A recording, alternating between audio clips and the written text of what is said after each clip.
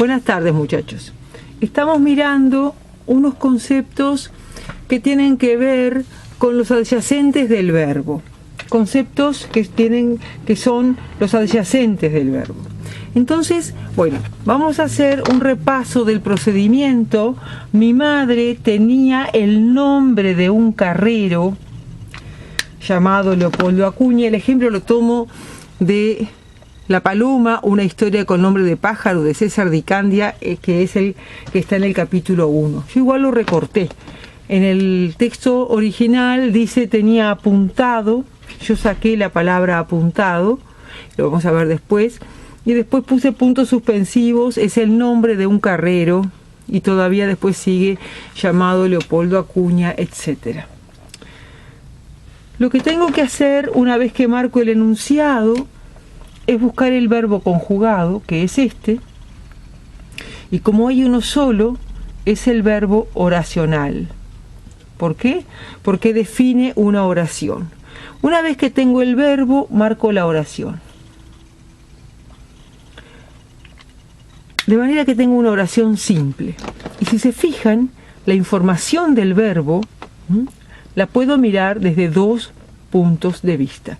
Por un lado, tengo la información gramatical, que me da el sujeto gramatical de tercera persona del singular. Es decir, ella tenía. Por otro lado, el verbo, lo voy a marcar con otro color, en su morfema base, o léxico, o raíz, da cierta información también. Es el significado del verbo, tener. También tengo que pensar que cuando digo tener, el verbo exige algo, porque es tener algo. Eso es propio de ese verbo y algunos otros que se comportan igual. De tal manera que, una vez que tengo identificado el verbo con su sujeto gramatical y sé lo que tiene que ver con la parte léxica o semántica, me fijo en los adyacentes que tiene. Por un lado, me encuentro con este adyacente, mi madre, y por otro lado, me encuentro con este adyacente, el nombre. Esos adyacentes, desde el punto de vista gramatical, si se fijan, los dos son sustantivos. Desde el punto de vista gramatical. Son sustantivos, es decir, nombran. Ahora vamos a ver qué función desempeñan en la oración. ¿Qué están haciendo esos sustantivos? Entonces me fijo, los dos son sustantivos, los dos además, mi madre, el nombre, son bastante equivalentes en cuanto a su estructura, y me fijo cuál de ellos calza con el sujeto gramatical de tercera persona del singular. Fíjense que mi madre tenía, pero también el nombre podría ser tenía. Pero los dos no pueden ser el sujeto. Hay uno solo de ellos que puede ser el sujeto.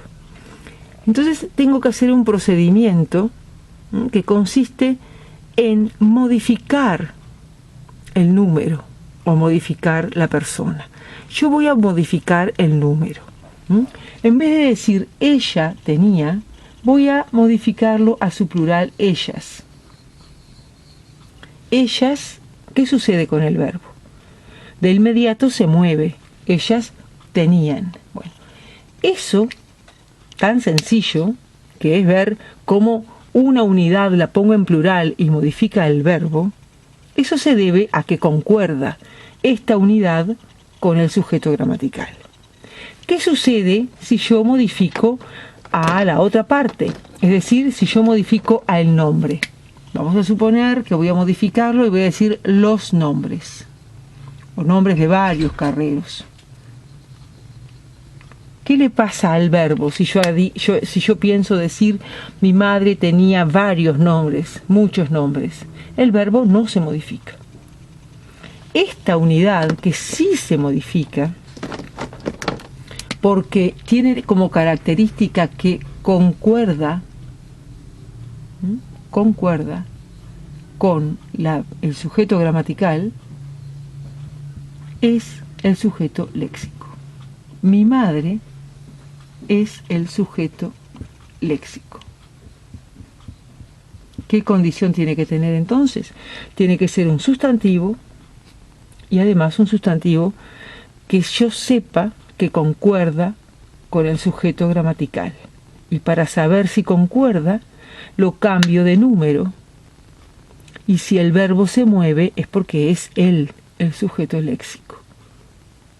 Está muy relacionado con el sujeto gramatical, es decir, con la persona y el número. Por otro lado, tengo otro adyacente, que es el que reclama la parte léxica. Este otro adyacente se llama objeto o complemento directo. ¿Por qué? Porque está directamente vinculado con el verbo. ¿En qué sentido? Si yo antepongo esta unidad, la traigo para acá, el nombre del carrero, mi madre lo tenía apuntado. Si yo lo antepongo, enseguida queda duplicado. Aparece acá un lo. Si yo quisiera hacer otra prueba para saber si es un directo o no, lo suprimo. Es decir, lo elido. Y al elidirlo no se elide y basta, sino que se elide y deja una huella. Y esa huella es precisamente este lo antepuesto al verbo.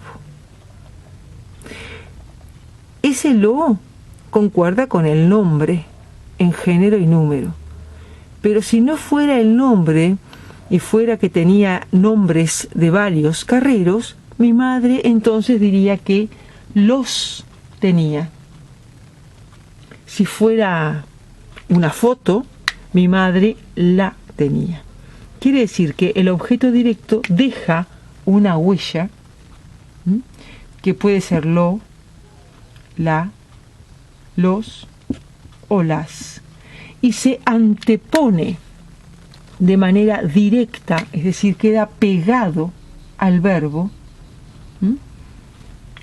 es decir, pegado antes del verbo, queda antepuesto al verbo. Así que esas dos maneras son las que tengo para comprobar si esos sustantivos son un sujeto léxico o si son un objeto directo. Y con esta información es que ustedes pueden trabajar con la tarea que tienen indicada con el texto de Eduardo Galeano, 1500, Florencia.